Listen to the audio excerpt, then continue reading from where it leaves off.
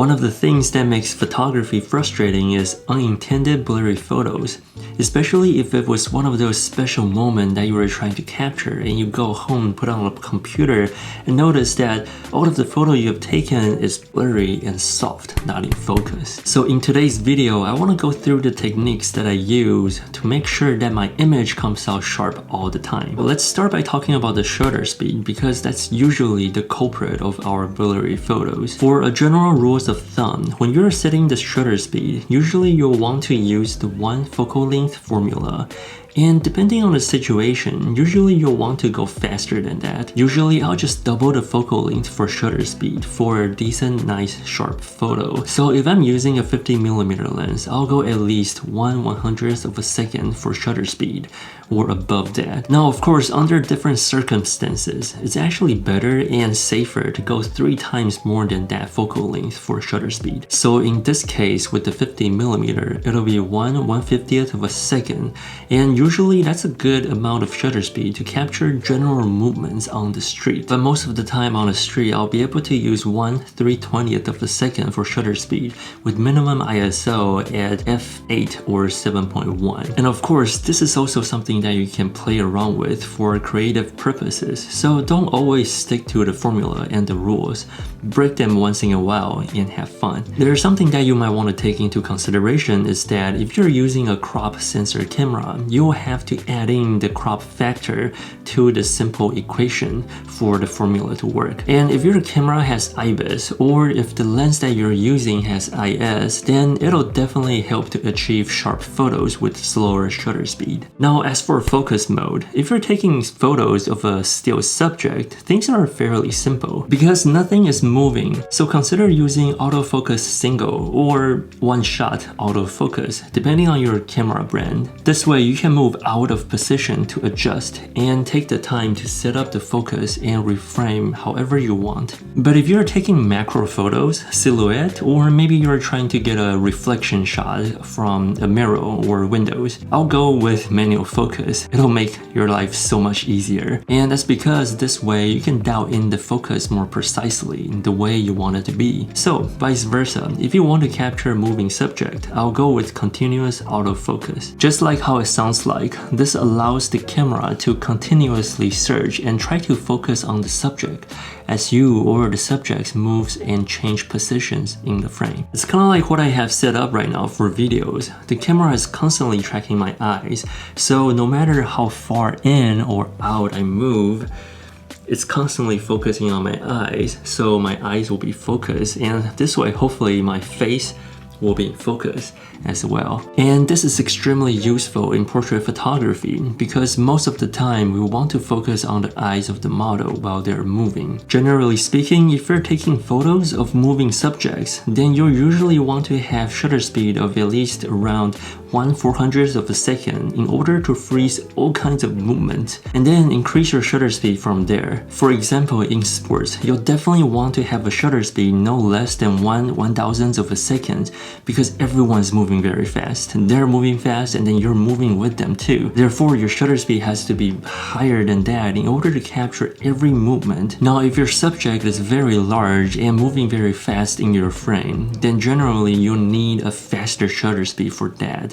So definitely keep that in mind. Alright, let's talk about aperture for a bit here. Many prime lens now has really shallow depth of field where they have big aperture that goes up to like f1.8 or even f0.95. And these kind of lenses are fast, where they can render soft and beautiful blurry backgrounds, meaning beautiful bokehs, or bokeh, however you pronounce it. Personally, I like bokeh better, but let me know in the comment section, do you prefer bokeh or bokeh? So the problem with these kind of lenses is that if your camera is not up to date with a smaller and more precise focus point, then it's really hard to really pinpoint on the spot where you want to focus, especially on a moving subject. So in this case, if you're taking photos of your kids or any kind of portrait photography, for example, you might be just focusing on their eyebrows or their hair instead of on their eyes because your camera is not capable of faster focus and or maybe smaller pinpoint focus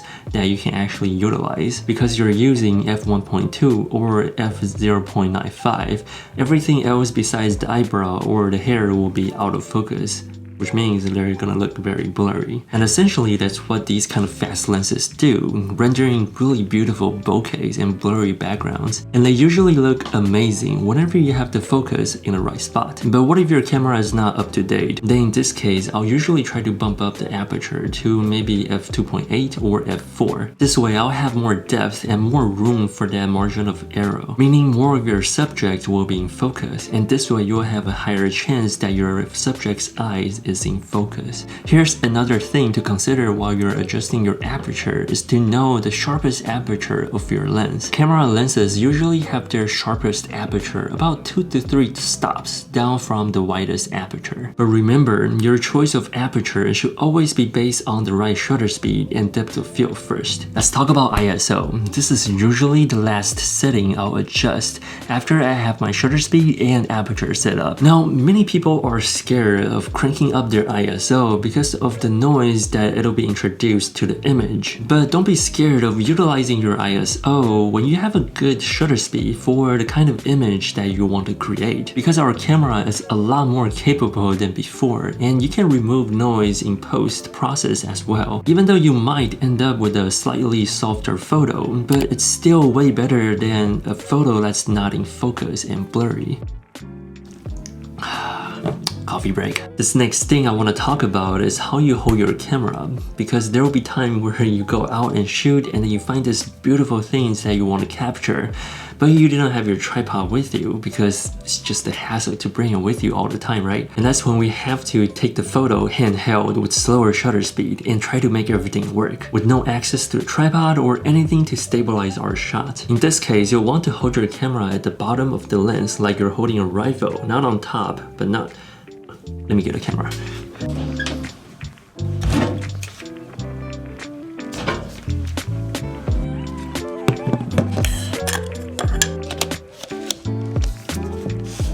Alright, this one is the Canon Rebel XS. It's one of the first camera that I got when I first started photography.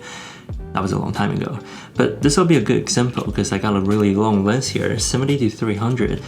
No, 75 to 300. It was a kit lens that comes with it. So here's how you want to hold the camera. You want to hold it at the bottom like this, not on top. This is not going to give you the most stability that you can have. And so what you want to do is hold it like this and just tuck in your elbows and arms really close to your body. And then, if possible, use the viewfinder of the camera.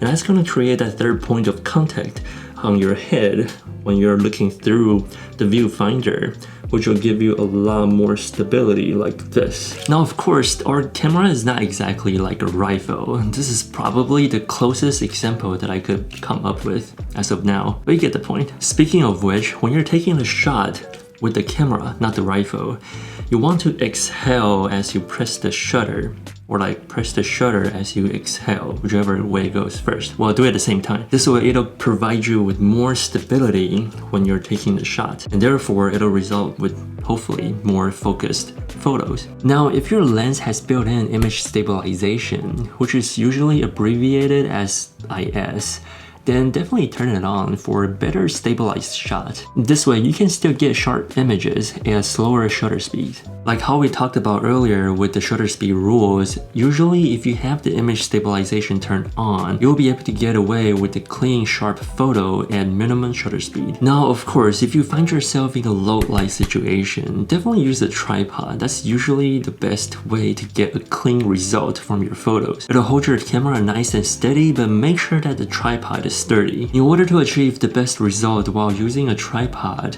definitely consider using a remote cable of some sort to take photos so you don't introduce shakes to the camera while pressing the shutter. Nowadays, you can also use the camera app on your phone in order to control the shutter on your camera. Alternatively, if I'm feeling lazy, I'll just set the camera to 2-second timer for the shot. And that should be able to avoid the camera shakes and vibration that you introduce to the camera while you're pressing the shutter. Now that you have the shot, you go back home, put on a computer, big monitor, and you're editing your photos, and there'll be time where you'll notice there's like different spots or smudges on your photo. That is a clear sign where you'll have to clean your lens and camera sensor, because a dirty and greasy front element of the lens is definitely gonna produce poor quality images from your camera. But that's actually a good sign because it means that you've been going out and taking photos. creating as well. But definitely do take the time to clean your gear, lens, camera sensors, and all that stuff. Last but not least, sometimes gear does matter. A good high quality lens does make a great difference to the sharpness of your photo. That's why people usually keep their lens, like good lens, for a long time and then change their bodies over time, because a good high quality lens usually lasts way longer than a camera body. So these are the techniques that I use to avoid blurry photos. I hope you guys enjoyed today's video. Just go out, shoot, create, and have fun.